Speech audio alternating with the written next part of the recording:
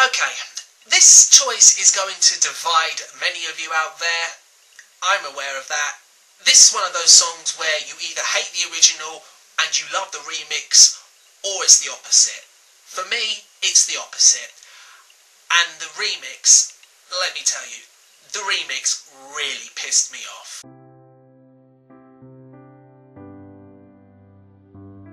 The original Summertime Sadness is a brilliant song, there's no doubt about that, and Lana Del Rey is a one-of-a-kind talent. Some people may define her style as morose, dull and lifeless, and all I have to say is this: how do you feel knowing that you're wrong? With Lana, it's all about the overall feel of a song, and while Summertime Sadness is one of her more overproduced songs on her album, it still maintains its identity as a Lana Del Rey song, in the sense that it has a feeling of longing and desperation. So what's the worst thing you can do? Amp it up with, you guessed it, a generic run-of-the-mill club dance track courtesy of Cedric Gervais that has no identity and destroys what is meant to be a solemn song and drowns Lana's voice in layers of synthetic garbage and turns her into an auto-tuned mess. This is the same thing that happened last year. Calvin Harris took a Florence Welch song, remixed it, wrecked it in my opinion, and it instantly became a hit song. So what does this prove? This proves that you can take any original song, slap an electronic beat over the top, and the consumers will eat that shit up.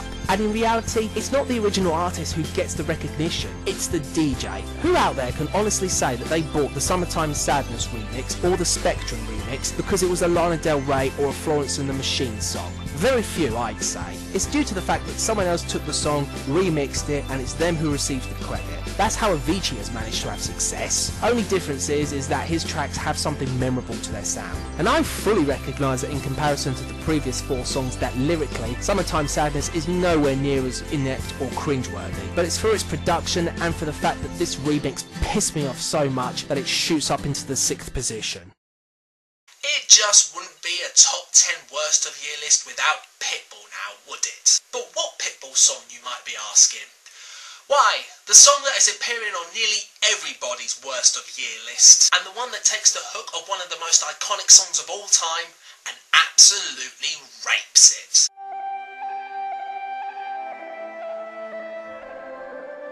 I know that I said Play Hard sampled another song and didn't do anything in order to enhance it, just threw it into the song in order to rack up sales. Feel This Moment does exactly the same thing, only this song changes the sound of the hook to Take On Me, and completely fucks it up. At least David Guetta had the decency to leave the hook to Better Off Alone as it was and not fuck that up. But that's the least of what's wrong with Feel This Moment. If this song does anything, it just makes me want to go back and listen to Take On Me and relive a great song. As I mentioned, Pitbull is incapable of writing a song that doesn't contain anything that isn't about money, clubs, women, where he's been, and how awesome he thinks he is. And it's no different here. This is smugness personified, and it's sickening that he still believes this shit and people keep buying his shit. Plus, I have to ask, there's one lyric in particular that just irks me because it makes no sense whatsoever. The line, "I'm still undefeated like Zula." What the hell is a Zula? Zula is a small central town in Eritrea near the Red Sea,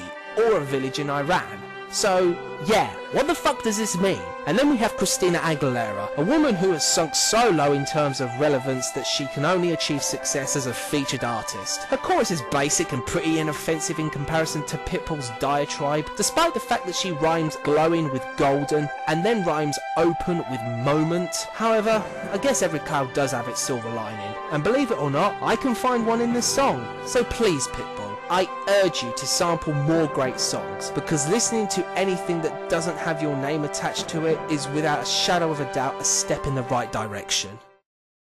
This was the biggest selling song of the year. I wasn't too crazy for Get Lucky by Daft Punk, but the idea that more people bought this song over Get Lucky is something that I don't understand, and I don't think I will ever understand.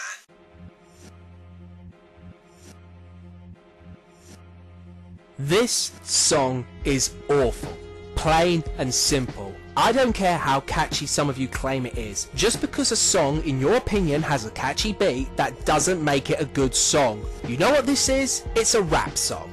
Think about it. This cheese-eating, grinning muppet that no one has ever seen or heard of bursts onto the scene and releases a song with a poor rhyming scheme that brags about how he should be smashing some random girl's back doors in instead of her boyfriend's, claiming that he knows she wants it, calling her a hot bitch, and all the while making references to drugs and stroking his pathetic ego. But at least the production's good, right?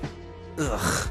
T.I. makes his appearance for the first time in what seems like forever, only to deliver lyrics that are enough to make you want to hurl. And it's the usual bragging bullshit about how he's a gangster and a hustler, how her last boyfriend could never compare to him despite knowing next to fuck all about him, and of course, calling this random woman of his ever-changing affection a bitch. I asked this before, and I'll ask it again. To all the ladies out there, do you really find being called a bitch appealing? Rhyming pimping with itself 3 times is just part of the course when it comes to lazy rhyming from subpar rappers. But the one lyric, out of many I might add, clinched this song's place on my list. The lyric that goes, "I'll give you something big enough to tear your ass in two." T.I., don't flatter yourself, mate. If you have to brag about that kind of shit, chances are you're not exactly carrying much. And in reality, Thicke has Pharrell Williams to thank. Because let's face the facts here, people. This song would have had fuck all of an impact on the charts if Pharrell Williams' name wasn't branded on the front. Thicke rode on Pharrell's success with Get Lucky and used that momentum in order to propel himself into the spotlight. And sure enough, it worked. The biggest selling song of 2013, people. What a downward spiral. Going from someone like you to somebody that I used to know to blurred lines. Excuse me while I go and puke. Now, country music in the USA is pretty much the country's second favourite genre of music. Over here in the UK, it's dance music. And whilst I'm not a huge fan of this genre, I do see the appeal, as the charts every now and then needs a boost of energy and fun amongst the dreary, bland and grey areas of pop music. But when you create something that is itself dreary, bland and grey, and it's in the dance music genre, then you've seriously messed up along the way. And it doesn't help when you recruit someone who has the appeal of a 2-week-old dried up dog turd to appear on your track.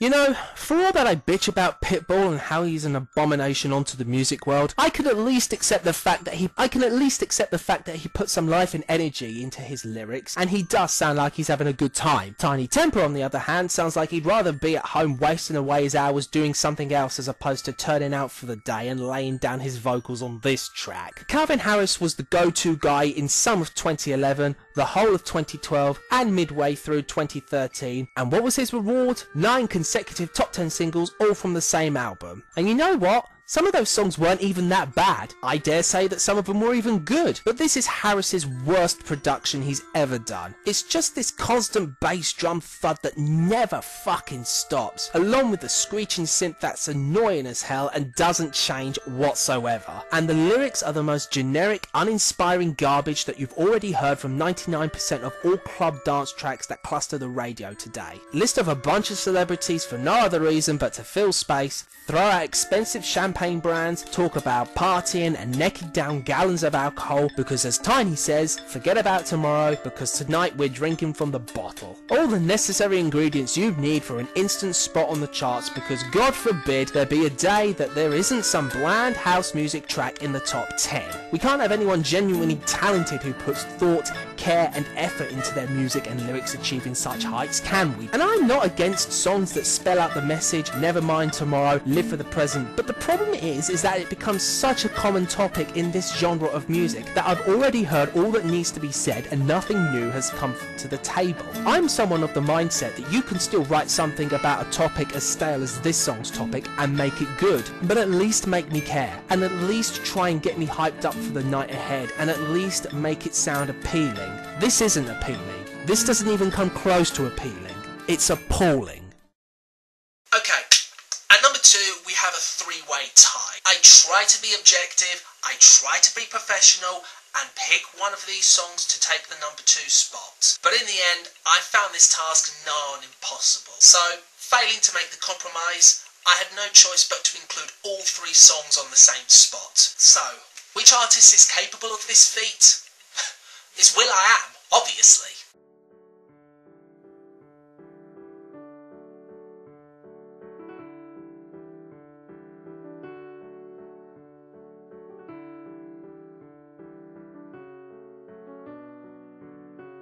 I didn't include Scream and Shout on last year's worst off list. I showed the song mercy and gave it a chance to fade away and not bother me anymore. And how was my kindness repaid? This song was the first #1 single of 2013. In hindsight, this was symbolic of the year to come regarding #1 singles. What is there to say that hasn't already been said? Will.I.Am is bad, as always. Britney Spears is even worse. The production of the track is one of the worst I've ever heard. It's over repetitive and deluded as hell regarding the artists thinking that anyone with an undamaged brain would be, quote, rocking to this song. I would rather rock out to a funeral procession than I ever would rock out to anything that has Will.I.Am's and Britney Spears' name brandished on the front cover. When you hear this in the club, you gotta turn this shit up. How the hell am I supposed to do that exactly? Besides, if I were in charge of the music at a club, I can think of a million different songs that I would rather be playing than this crap. Hashtag that power I've already covered in my review, so check that out, but I'll only repeat this. When Justin Bieber is the best thing about your song and he's a featured artist, you fucked up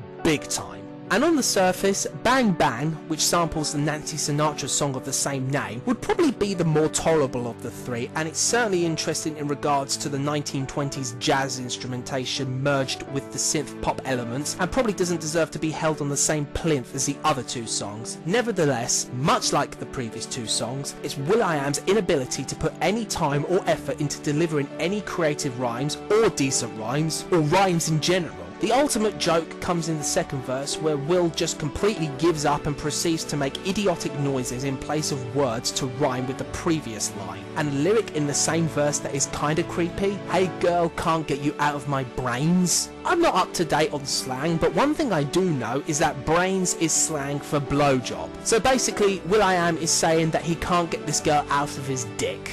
I don't even want to hear any excuses from anyone out there. For a song to take the top spot, it must do one thing and one thing only. Have absolutely no redeeming qualities to it whatsoever. With songs 10 through to 2, I could, if I tried hard enough, find a reason, no matter how small it is, as to why the consumers purchased that song. Yes, even Will.I.Am's garbage has the most minuscule hint of redemption. However, no matter how many times I listen to this song, no matter how many times I examine the lyrics, in context or out of context, with or without music, I cannot find any reason as to why anyone would enjoy this song. There's nothing in quality, music or lyrically, to this song. It fails in the most basic principles of what it tries to be. Back in August, when I reviewed this song, I said that it was a contender for the worst song of the year, and to be honest, I genuinely thought that something else would come along and change that. But it didn't. And so, ladies and gentlemen, I present to you the worst song of 2013, courtesy of Miley Cyrus.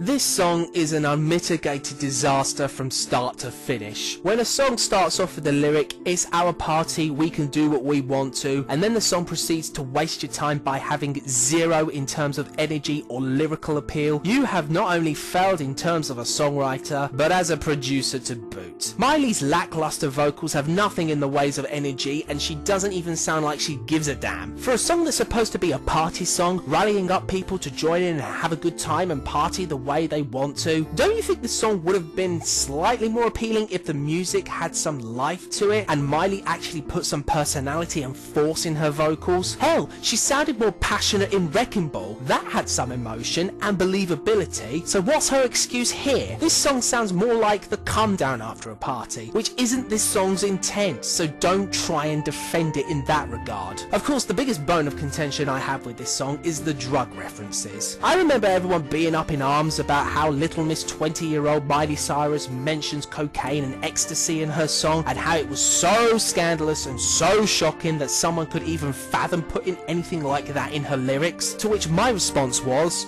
So? Artists were doing that long before Cyrus ever did it. Hell, Rihanna released a song a year before with an ecstasy reference. Where was the uproar over that? This isn't exactly NWA material we're talking about, or Eminem's early 2000 works. This is a skinny 20-year-old that is ear-holing attention in the best way she knows possible, by leeching onto the sexed up culture of music today and riding the wave because that's what people buy in their droves. Mike Will Made It is a producer who is becoming another name to add to music's shit list, and this song doesn't exactly help his case. Mike Will Made It, and you know, I really wish he hadn't even bothered. MTV's Artist of the Year? I guess it would have been unacceptable to give that title to someone who delivered material that was meaningful, had emotion, and a message to every song he wrote. So that's it, my 10 picks for the worst songs of 2013. Hope you enjoyed this. Next time, the top 10 best songs of 2013. Until then, see you later.